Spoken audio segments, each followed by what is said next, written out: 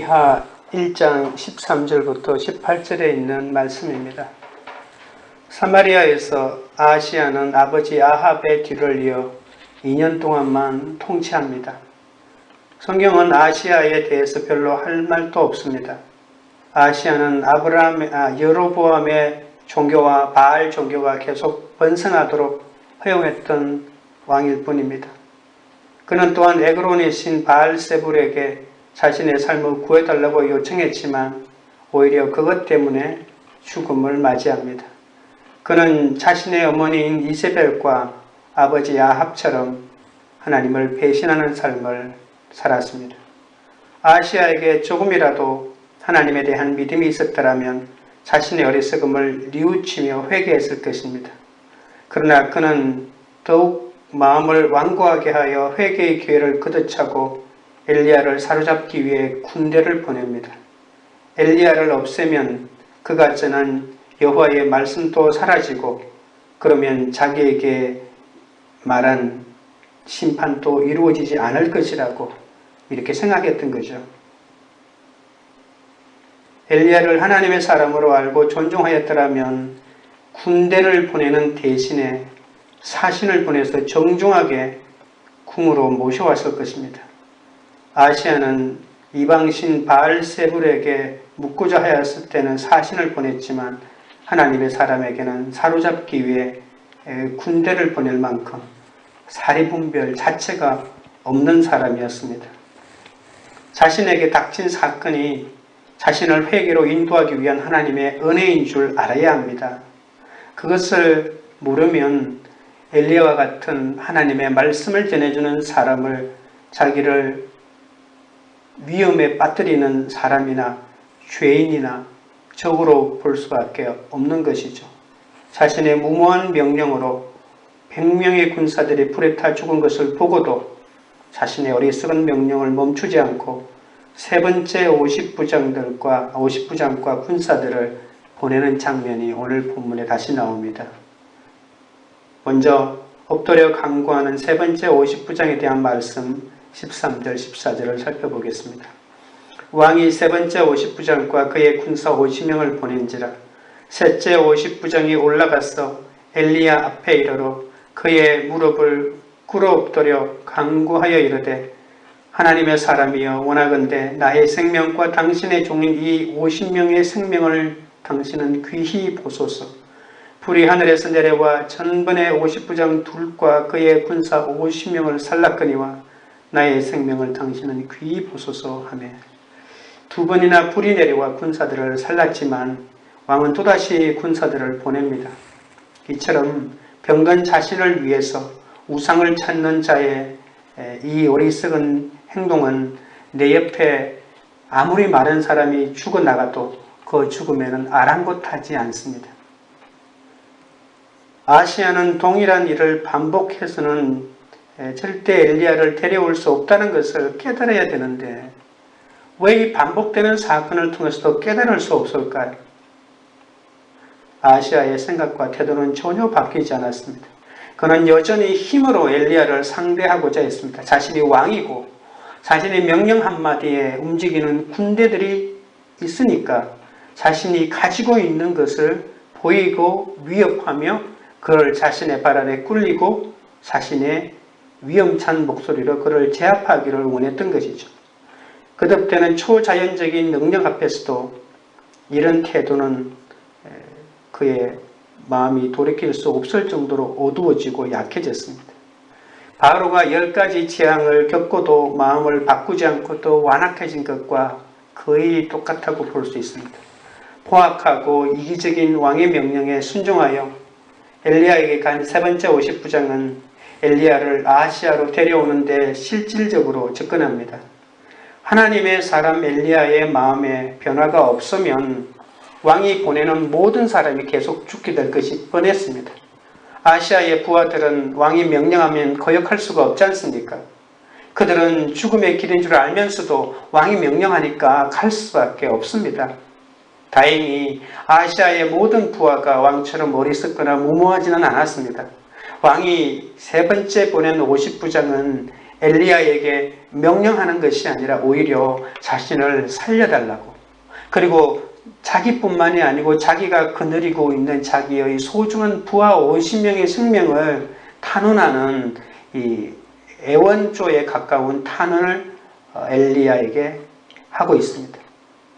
그러니까 이 50부장의 말이나 태도가 이전의 두 50부장과는 전혀 다르다는 것을 알 수 있죠. 그는 왕의 권위를 내세우면서 하나님의 사람인 엘리야를 압박하려 들지 않았습니다. 왕과 같이 해서는 절대 안 된다는 것을 알았기 때문에 엘리야에게 내려오라고 명령하는 대신에 자신이 직접 엘리야에게로 올라갔습니다. 비록 여호와를 섬기는 자는 아니었지만 여호와가 얼마나 위대한 하나님인지를 알고 있었다고 볼 수 있습니다. 하나님의 사람 엘리야에게 왕의 이름과 권력으로 명령하는 것이 아니라 엘리야 앞에 무릎을 꿇고 자신의 삶을 간청하고 엘리야가 그를 모두를 죽일 수 있는 힘이 있다면서 그를 애원하고 설득하고 있습니다. 두 번의 사건을 통해서 이 세 번째 50부장은 하나님의 살아있는 능력을 경험했던 거죠. 그래서 하나님께서 50부장의 이 겸손을 보시고 그를 처근히 여겨서 천사를 엘리야에게 보내서 그와 함께 가라고 명령합니다. 그는 칼을 차고 군대 50명을 거느리고 있었지만 자신이 하나님 앞에서 하나님이 불 한번 내리면 불사람을 당해서 죽을 수밖에 없는 죄인이라는 것을 알았습니다. 그래서 하나님의 사람 앞에 엎드려서 하나님의 자비를 구했습니다. 왕의 명령이 자신을 살리는 것이 아니라 하나님이 자기를 향한 자비가 자기를 살린다는 것을 알았습니다. 여러분, 하나님은 아무리 하나님이라 할지라도 죄 없는 100명을 왜 죽였냐고 하겠지만 그 사람들의 죄가 얼마나 많았겠습니까? 하나님의 명령 한마디에 얼마나 많은 사람을 잡아 죽였겠습니까? 왕의 권력과 권세를 자신의 권력으로 삼고 얼마나 많은 사람을 핍박했겠습니까? 이 사람들이 왕이랑 거의 똑같은 사람들이라고 볼 수 있습니다. 그러니까 죄인이죠. 하나님 앞에 서면 자신의 죄를 볼 수가 있습니다. 그래서 이 사람이 엎드린 거죠. 자신과 부하들의 생명이 아닌 생명이 왕에게 있는 것이 아니라 하나님에게 달려있음을 깨닫고 그 구원을 간청하는 기도가 오늘 우리가 본문에서 보았던 장면들입니다. 불같은 사건에서 자기 죄를 보고 주 앞에 엎드리는 자의 생명을 하나님께서는 구원하여 주십니다. 적용 질문입니다. 불사름 당에 마땅한 내 죄 때문에 하나님 앞에 엎드립니까? 나와 내 가족, 공동체, 지체의 생명을 위해 내가 무릎 꿇고 엎드려야 할 조공은 무엇입니까? 둘째로 여호와의 말씀을 선포하는 엘리야의 모습을 15절, 16절에서 볼 수 있습니다. 15절입니다. 여호와의 사자가 엘리야에게 이르되 너는 그를 두려워하지 말고 함께 내려가라 하신지라. 엘리야가 곧 일어나 그와 함께 내려와 왕에게 이르러 50부장이 태도의 변화를 보이자 하나님도 변화를 보이십니다. 하나님의 사람에 대한 태도는 하나님에게 대한 사람의 태도에 달려있다는 것을 알 수 있습니다. 하나님은 여호와의 사자를 통해서 엘리야에게 그를 두려워하지 말고 함께 내려가라고 합니다. 우리가 생각하면 엘리야에게는 인간에 대한 두려움, 왕에 대한 두려움은 절대로 없다고 생각하는데 아닙니다. 하나님의 사람은 무서움이 없는 사람이 아닙니다.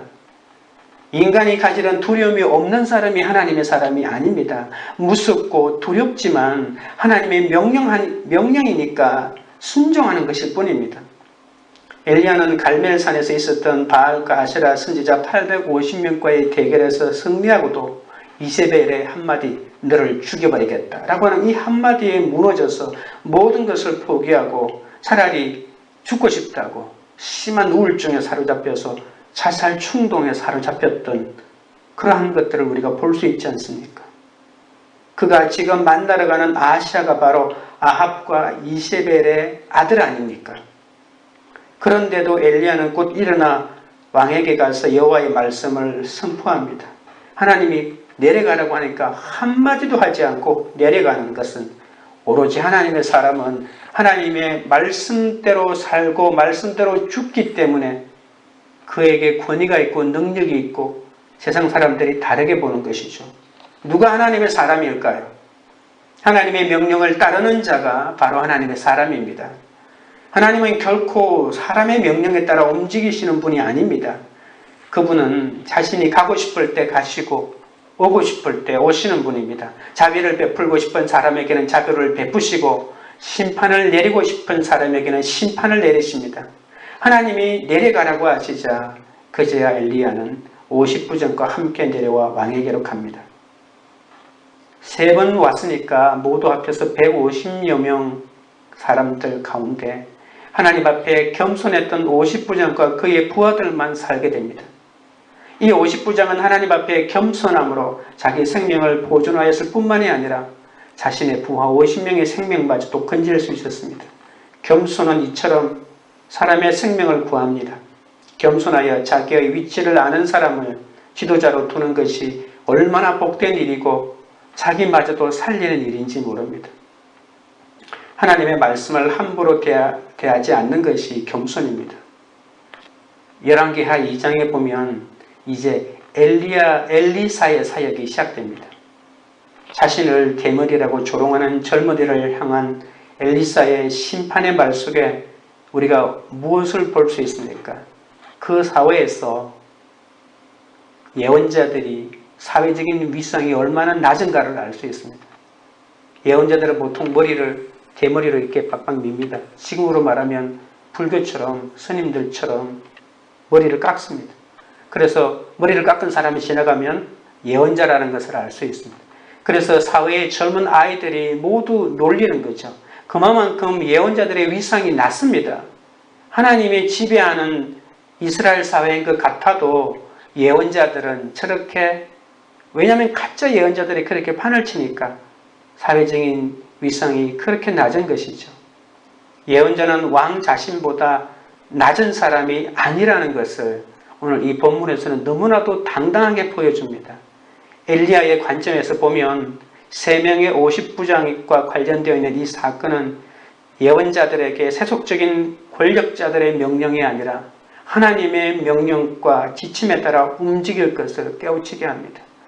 우리는 하나님이 고용한 사람이지 세상 사람이 고용한 사람이 아닙니다. 그런데 지금은 대형교회가 되고 대형교회에 수백 명, 수십 명의 부교역자가 있으니까 하나님이 보이지 않고 자신을 임명해 준 담임 목사님만 보이는 이 체제에서 우리가 참 이러한 것들을 다시 보게 됩니다. 16절입니다. 말하되 여호와의 말씀이 내가 사자를 보내 에그론의 신 바알세봅에게 물으려 하니 이스라엘에 그의 말을 물을 만한 하나님이 안 계심이냐? 그러므로 내가 그 올라간 침상에서 내려오지 못할지라 내가 반드시 죽으리라 하셨다 하니라. 하나님의 사람 엘리야는 아시아 왕 앞에서 마지막 하나님의 메시지를 그대로 전합니다. 내가 하고 싶은 말을 그대로 전하는 것이 얼마나 용기가 있어야 되는지 모릅니다. 그것도 왕 앞에서 말입니다. 왕의 죽음을 말했는데 보이지 않는 곳에서 말했지만 눈은 바로 눈앞에서도 그의 죽음을 하나님의 말씀이니까 당당하게 말할 수 있는 사람, 바로 하나님의 사람입니다. 엘리야는 당당하게 아하시아를 찾아가 이미 그에게 선포된 예언을 다시 확인해 줍니다. 내가 반드시 죽으리라. 아하시아는 엘리야를 제거하지 못했을 뿐만이 아니라 병상에서 같은 내용의 하나님의 이 신탁의 말씀을 선지자의 입술을 통해서 다시 들어야 했습니다. 여호와의 사자가 전한 말씀을 믿고 왕에게 여호와의 말씀을 가감없이 전함으로써 이 엘리야는 과거의 상처를 딛고 마지막 사명을 완수했습니다. 이제 1장을 끝으로 엘리야는 영원한 역사 속에서 사라지고 하늘로 승천하는데 이 마지막 순간에 자신의 상처가 온전하게 치유된 장면입니다. 하나님이 위로를 받고 그 위기에서 벗어난다고 해서 예언자들은, 말씀을 전하는 자들은 상처를 치유받는 것이 아니라 마지막, 비록 자기를 죽음에 이르렀던 그 두 왕들, 부부는 없어졌지만 그 아들, 권력을 가지고 있는 그 아들 앞에서 과감없이 하나님의 말씀을 전함으로써 과거의 모든 상처를 딛고 사명을 완수하는 장면이 감동스럽습니다. 여호와의 말씀을 전하려면 내가 먼저 말씀에 순종해야 합니다. 말씀대로 순종할 때 하나님은 나의 마지막을 이렇게 아름답게 완성시켜 주십니다. 아하시아가 이방신에게 묻고자 한 죄에 대한 강력한 질타와 엄중한 심판이 이 마지막 말씀의 내용 속에 들어가 있습니다. 하나님과 그의 선지자들이 선포하는 하나님의 말씀은 명확합니다. 신이라고 불리는 다른 어떤 우상들에게서 살 길을 찾아서는 안 된다는 것입니다. 그것은 가장 어리석은 일이기 때문입니다. 이 메시지는 하나님의 사람에게서 가장 중요한 메시지입니다. 그가 선포하는 모든 판결은 이 진리를 적용하는 것에 불과합니다. 심판은 하나님을 찾아가지 않는 모든 행위에 대한 당연한 결과입니다. 하나님은 아하시아로 하여금 병들어 죽게 하심으로써 아합 집안의 우상 숭배를 심판하시고 이스라엘의 하나님이 살아계시다는 것을 나타내셨습니다. 아하시아의 우상 숭배는 고의적인 신학적인 반란입니다. 그래서 그의 아버지 아합 왕이 죽었던 것처럼 그도 그렇게 예언자의 예언에 의해서 죽은 것이죠. 그는 몸이 아파서 죽은 것이 아니라 예언자들의 예언에 의해서 죽은 것이라고 볼 수 있습니다. 아하시아가 엘리야의 메시지를 듣고 회개했다는 기록은 성경 그 어디에도 없습니다. 만일 왕이 회개하고 용서를 빌었다면 100명의 군사를 희생시키지도 않았을 것입니다. 하나님을 두려워하지 않는 권력자들은 참으로 어리석은 일을 할 때가 많습니다. 아하시아가 죽게 된 이유는 그가 여호와를 무시했기 때문입니다. 세상에서 가장 불쌍한 사람은 죄를 짓는 사람이 아닙니다. 죄를 지은 사람에게 선지자가 전하는 하나님의 말씀을 듣지 못하는 사람이 가장 불쌍합니다. 말씀이 안 들리는 사람, 그래서 그 말씀을 듣고도 죄를 고백할 수 없는 사람, 이 사람이 가장 불쌍한 사람이죠. 왜냐하면 하나님의 말씀을 듣고 죄를 고백하는 것이 유일한 하나님으로부터 용서받는 길이긴데 그것을 못하니까 가장 불쌍한 사람이죠. 이스라엘의 하나님은 결코 그 누구에게도 무시될 수 없는 분임을 드러내는 사건이고, 하나님을 무시하지 않는 가장 바른 길은 죄를 지었을 때 그분에게 용서를 구하고 그분 앞에 나아가는 것입니다. 적용 질문입니다. 과거의 실패로 여전히 투여하고 있는 것은 무엇입니까? 여호와의 말씀을 전하고자 내가 먼저 순종해야 할 여호와의 말씀은 무엇입니까? 셋째로 여호와의 말씀대로 죽은 아하시아에 대한 부분 17절, 18절입니다. 17절, 18절 왕이 엘리야가 전한 여호와의 말씀대로 죽고 그의 아들이 없으므로 여호람이 그를 대신하여 왕이 되니 유다 왕 여호사밧의 아들 여호람의 둘째 해였더라. 아하시아가 행한 그 남은 사적은 모두 이스라엘 왕 역대지략에 기록되지 아니하였느냐. 결국 엘리야의 예언대로 아하시아는 왕위에 즉위한 지 2년이 되던 해에 죽습니다. 고작 왕위에 있었던 적이 2년밖에 안 됩니다. 아하시아는 죽고 그가 아들이 없었습니다. 그래서 그의 형제일 겁니다. 아마 동생일 확률이 많겠죠. 아합의 아들, 자신의 동생 중에 여호람이라고 하는 사람이 이스라엘의 왕이 되는데 아하시아에게는 대를 이을 아들이 없었습니다. 이세벨이 나봇을 죽이고 포도원을 빼앗아 남편 아합에게 선사한 사건 때문에 하나님께서는 엘리야의 입술을 통해서 아합 집안을 멸하시겠다고 예언을 하십니다. 그러다가 아합이 근신하는 모습을 보이자 재앙은 그의 당대가 아니라 그의 자손에게 내리겠다고 했습니다. 그런데 그의 아들인 아하시아 시대에는 피 흘림이 없었습니다. 축복과 마찬가지로 저주도 하나님의 시간에 의해서 이루어집니다. 나봇 포도원 때문에 주어졌던 예언은 아직도 성취를 기다리고 있습니다. 우리의 삶은 내 당대에 끝나지 않습니다. 내가 하나님 앞에서 어떤 삶을 사는가에 따라서 내 자녀에게 축복이 될 수도 있고 저주가 임할 수도 있다고 하는 사실입니다. 다윗은 언약과 왕국을 솔로몬에게 넘겨주었습니다.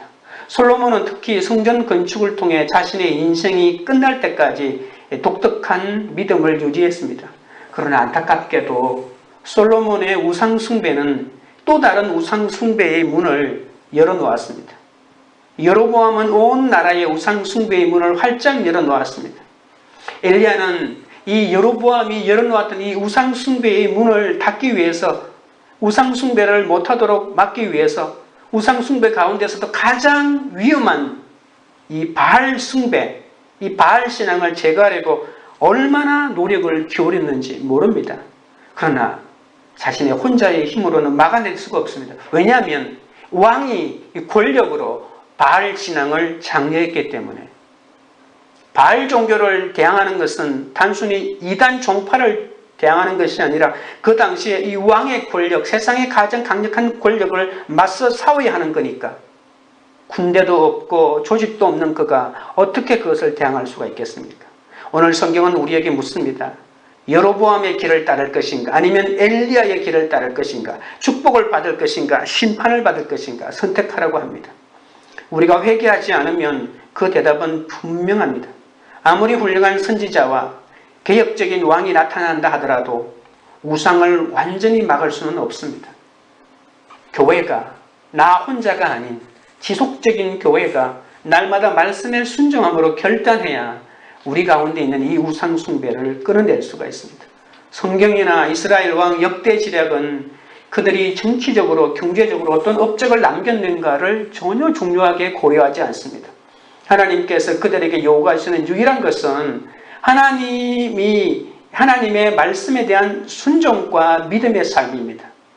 하나님께서 우리에게도 같은 것을 요구하십니다. 아시아는 여호와 앞에 그 어떤 신도 두지 말라고 말씀하셨습니다. 그리고 이것을 어김으로써 스스로 몰락해 갔습니다. 우리가 살아온 삶을, 나는 공부도 열심히 하고 직장도 좋았고 많은 것들을 이루었다고, 돈도 많이 벌었다고 말하겠지만 하나님이 보는 것은 십계명 갖다 놓고 어떻게 살았는지, 그것이 바로 우리의 삶에 대한 이 땅의 평가일 수가 있다고 하는 것이죠. 왕이 다리를 낳고 성을 쌓는가 아무 관심이 없었습니다.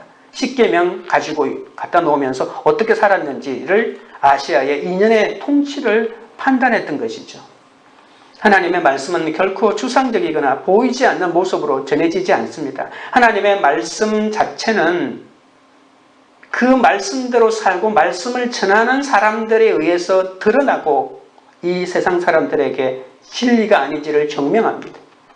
입으로, 삶으로 하나님의 말씀을 전하는 자들이 얼마나 중요한지 모릅니다.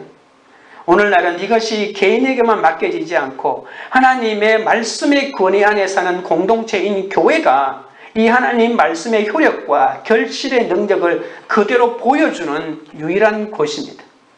이 땅의 교회가 바로 엘리야라고 말할 수 있습니다. 디모데후서 3장 15절에서 17절, 또 어려서부터 성경을 알았나니 성경은 능히 너로 하여금 그리스도 예수 안에 있는 믿음으로 말미암아 구원에 이르는 지혜가 있게 하느니라. 모든 성경은 하나님의 감동으로 된 것으로 교훈과 책망과 바르게 함과 의로 교육하기에 유익하니 이는 하나님의 사람으로 온전하게 하며 모든 선한 일을 행할 능력을 갖추게 하려 함이라. 세상 사람을 향한 메시지가 아니라 이미 교회 속에 있는 사람들이 이 하나님의 말씀을 통해서 얼마나 훈련되고 다져져야 되는지를 보여주고 있는 것입니다. 하나님의 사람으로 온전하게 하여 모든 선한 일을 행할 능력을 갖추게 합니다. 그러니까 우리들은 말씀이면 충분합니다. 돈이 일을 하는 것이 아니라 믿음이 일을 하게 하고 말씀이 살아있는 하나님의 말씀이라고 하는 이 확신이 일을 하게 한다는 것을 알 수 있습니다. 여러분, 큐티 본문 뒤에 해설해 보면 내 왕궁 다락에 소중히 간직해놓고 침상에서 껴안고 있는 나의 아야시아가 죽는 것은 여호와의 말씀대로 이루어진 일이라는 겁니다. 내가 숨기고 있는 우상 덩어리는 하나님의 은혜로 인하여 그것이 죽고 사라지게 된다는 것입니다. 하나님께 묻지 않고 우상에게 물어서 죽는 것이기 때문에 인간적인 마음으로는 슬퍼하지 말고 하나님 앞에 회개해야 될 사건으로 받아들여야 한다고 말하고 있습니다. 불신자 부모의 구원에 대한 애통이 없이 그저 인간적인 효도만 하다가 인생을 낭비하지 말라는 것입니다. 그러다가 여호와의 노를 당할 수 있다는 것입니다. 말씀을 듣지 않고 영적 자녀 없이 죽는 것이 세상에서 가장 슬픈 일입니다. 예수님을 믿는다고 사건이 안 오고 안 믿는다고 오는 것이 아닙니다. 믿거나 안 믿거나 똑같은 사건들이 우리에게 오고 있습니다. 우리에게 불행이 일어나는 것은 내가 말씀대로 안 믿었기 때문에 오는 것이 아닙니다. 믿는 사람이든 믿지 않는 사람이든 하나님은 우리에게 사건을 주십니다. 그러나 어떤 전쟁도 믿는 우리에게는 축복을 이루어가는 전쟁이 된다는 것입니다. 아무리 좋은 일이라 할지라도 하나님을 모르는 이들에게는 심판을 이루어가는 전쟁입니다.